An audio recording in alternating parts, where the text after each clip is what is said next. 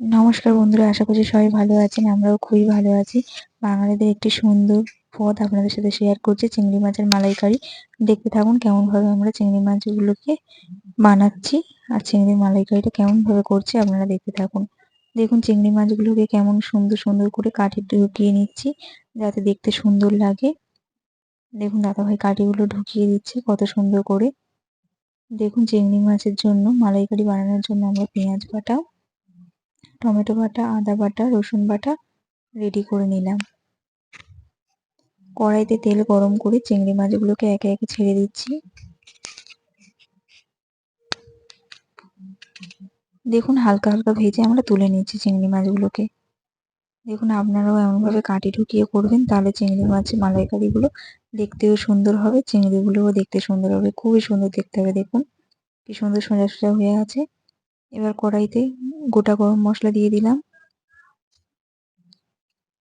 আর তেজপাতা দিয়ে দিলাম। দেখুন এবার আস্তে আস্তে পেঁয়াজ বাটা দিয়ে দিচ্ছি, তারপর পরিমাণ মতো লবণ দিয়ে দিলাম, লঙ্কার গুঁড়ো দিয়ে দিলাম, জিরে গুঁড়ো দিয়ে দিলাম, হলুদ গুঁড়ো দিয়ে দিলাম।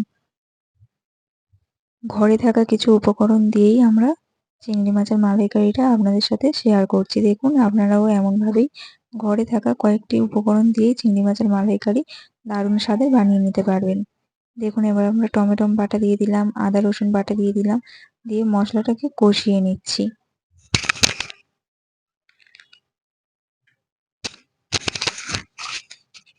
দেখুন তারপর আমরা পোস্ত বাটা দিয়ে দিলাম। এবার আমরা পোস্ত বাটা দিয়ে কিছুক্ষণ নাড়িয়ে নিচ্ছি, কষিয়ে নিচ্ছি মশলাটাকে সুন্দর করে। দেখুন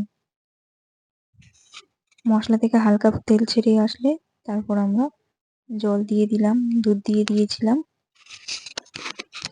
তারপর চিংড়ি মাছগুলোকে দিয়ে দিলাম।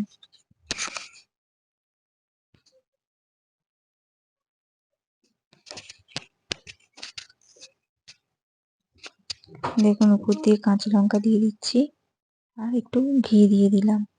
নামানোর আগে একটু গরম মশলা ছড়িয়ে নামিয়ে নিচ্ছি। ভিডিওটি ভালো লাগলে অবশ্যই লাইক কমেন্ট শেয়ার করে দেবেন।